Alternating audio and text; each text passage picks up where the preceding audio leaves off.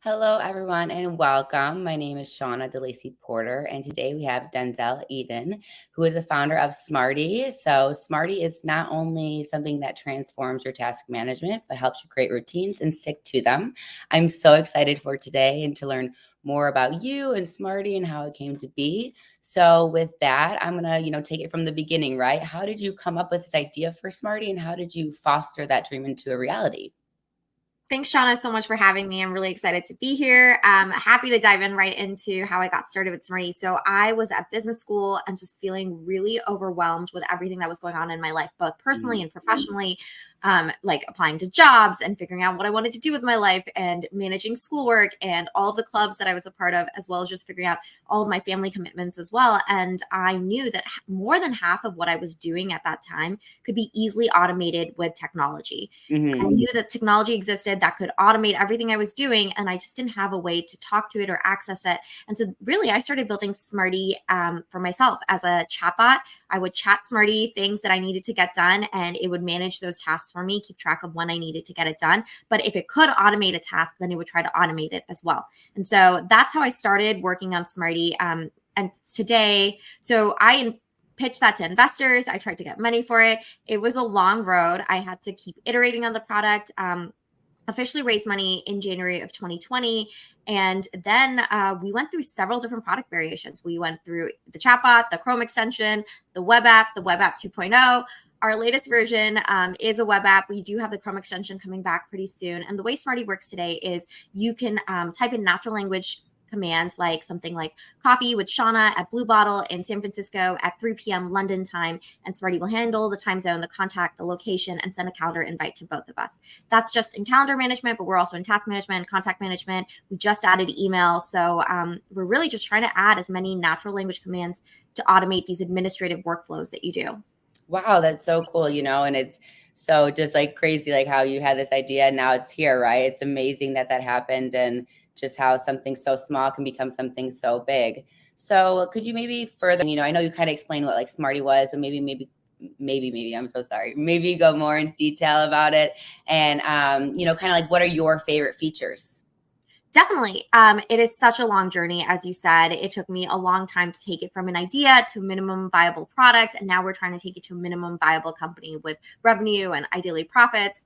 So that's where we are in this journey. And for me, my favorite features for Smarty is really this idea of being able to have a conversational command for every administrative workflow I go through every day. So I think Smarty saves me more than 3 hours every day. For example, when you're fundraising as a founder, you are constantly trying to stay at inbox zero. You're trying to make sure you follow up with every investor's email. Every time an investor sends you times, you want to make sure that you are scheduling with them quickly and appropriately. And Smarty has an entire repository of workflows specifically for that fundraising stage. So if I get from my inbox, I can quickly use keyboard shortcuts to get to inbox zero, archiving emails, scheduling an email into a specific time block in my calendar to make sure I don't forget to do it. Smarty also auto schedules for me. So I can say something like, okay, I need 20 minutes to do this. And this is related to fundraising, and it will try to batch all of my fundraising tasks together, and it'll find these 20-minute slots throughout the day. So I know if I put it into Smarty, Smarty will figure out when I need to get it done, and I can capture everything on my plate. So that's how I use it. Some things that I really love is the scheduling links feature. So I know how impersonal it feels when you send a scheduling link to someone. But with Smarty, I can say something like, for me and one of my coworkers, times next week with Kimmy in the afternoons, and Smarty will just pick up those times, like specifically Monday at this time zone, 3 to 5 p.m. And I can just paste it into an email all within Smarty. I don't have to context switch. I don't have to leave. I'm just getting through these workflows with really fast commands.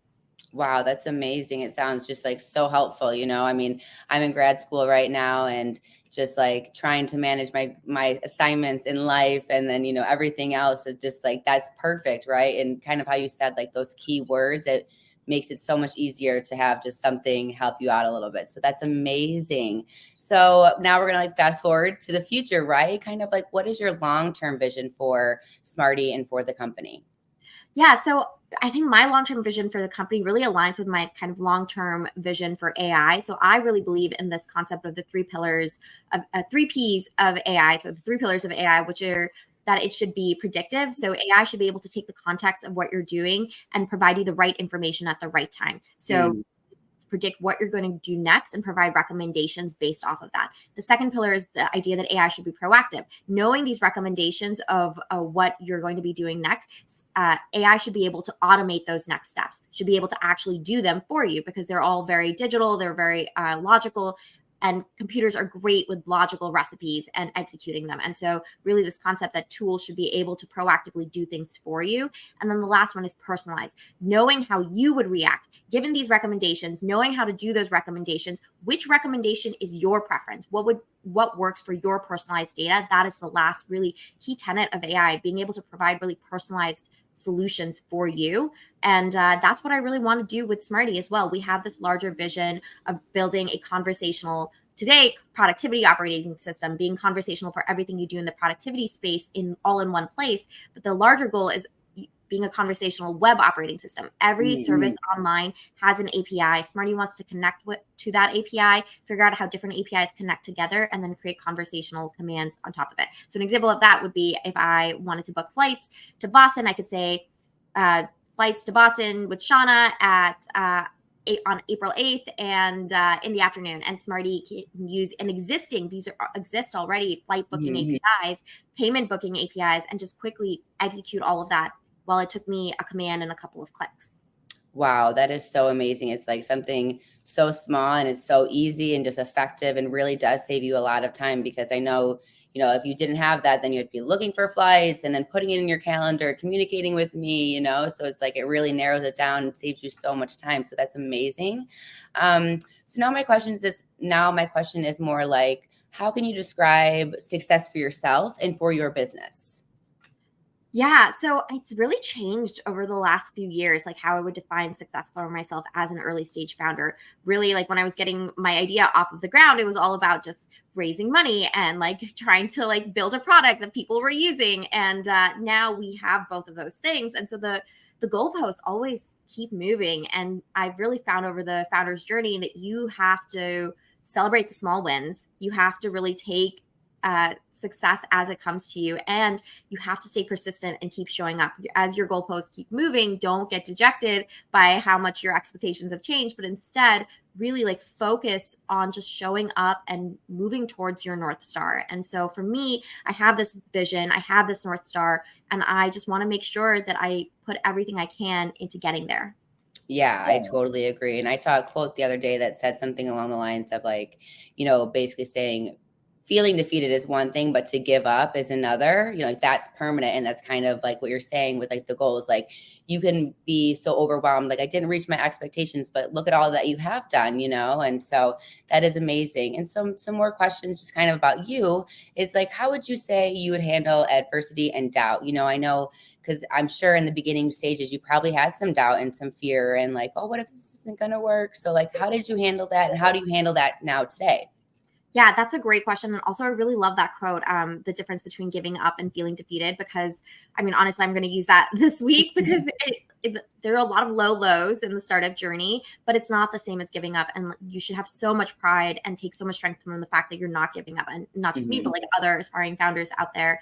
In terms of how I deal with doubt, I think it's really this idea that you have to defeat doubt by being in action. You just have to keep moving, keep building momentum. And something that I heard recently, another quote that really resonated with me, was that the difference between imposter syndrome and a growth mindset is the word yet. Imposter syndrome is really this idea that I can't do this and everyone will find out that I can't do this. Whereas the growth mindset is I can't do this yet, but I can figure out how to do it. I can find the right person to teach me. I can find someone to help me. I can learn. I can find the resources I need. I can stay curious. And I think that's really another principle that's really kept me learning and staying curious and hungry. Yeah, I really love that quote too. And I'm going to steal that from you as well. Cause like that is such a key thing. I think imposter syndrome, we all struggle with, I know I struggle with it. And that word yet is a really like big and bold difference because yeah, like maybe aren't doing it yet, but doesn't mean that you can't and doesn't mean that you won't Right. get there. So I really, really love that. So we get to swap quotes there. So Yeah. so another question I have is just kind of like, what are the most critical skills that you believe an entrepreneur needs to succeed? I think there are two categories here. It's like, who do you need to be as a person? And then Mhm. what should you do to build your idea up and from an idea to an MVP? And I'm going to start with the first one around like who you should be as a person, which is really, you just have to be persistent. You have to be resilient. You have to keep showing up and keep moving forward and really believe in your idea because you're never going to get the external validation that you want. It is not going to exist. People are going to think you're crazy. They're going to think this is not possible. You really need to have a tough skin. You need to be able to deal with the rejection. And then when you hear rejection, instead of honing in on them saying no, try to hone in on why they said no so that you can improve, so you can be better, because there's only so much that's in your control and you have to focus on your agency and really just ignore everything else as noise. And I think it took me a really long time to, I guess, fully believe that, because I think it's so easy to get dejected when someone else is critical or when you can tell in their body language or in their face that they're Mhm. not getting what you're saying. And you have to remind yourself like you're trying to do something new, something that no one else is doing. There are a lot of unknown unknowns. There is no known roadmap, and you just have to keep going. Yeah, I agree with that all, because it is such a new thing. And so when there isn't a paved way, it's kind of scary. You're like, oh no, what do I do? But it doesn't mean that it can't be done. I always say, it might not be easy, but it's doable. And that's what really gets me through things, because I'm like, all right now it's not easy, but it's doable. Like I can do this, Exactly. and Yeah. maybe I'm the first person to do it, but then I can show others that they can do it as well. So that is amazing. So my next question is just kind of about like your leadership style and how do you cultivate team culture within your team? Yeah, we are a fully bought into the future of work remote team. We're mostly asynchronous. We only have meetings really when we need to, when there is something that is urgent that needs to get done. We have a lot of check ins, but they're all asynchronous. It's everyone's working all the time in all the different time zones. And so that's the type of culture that we've created. There's a lot of ownership over everything. I think that is a big piece of advice I'd give to other aspiring founders, is that you should really be careful with hiring. Hiring is like the most critical decision that you will be making as a founder. It's really important to find the right people who are bought into your vision, who are excited about the work that they're doing and are excited to collaborate with you. It's really not about finding someone who has the best pedigree or the best education. It's someone who is entrepreneurial, who's willing to wear all the hats, who's willing to find problems and pick them up. And so I feel like I've done a really good job over the last couple of years finding that team for me, and our team is amazing. Everyone is so excited about Smarty. Everyone is so excited about the work that they do, and they put in the hours because they're excited about the work that they're doing. And so that's been really a big part for me. And then in terms of developing a culture, we try to make sure that everyone knows exactly what we're aiming for at all times. Every month, we try to have, this is what we want to have at the end of the month. These are our milestones. These are the goals we're trying to hit. And it's just a lot about transparency, open communication about what's working and what's not working. I try to be very honest about what I'm talking to you about with my investors. So I think that is like another big pillar at Smarty. Yeah, I was going to say, I always say communication is key because it really is. If you don't know what's going on and you don't communicate, then nothing can get fixed or nothing can really move forward. And so I, really do believe that communication is key.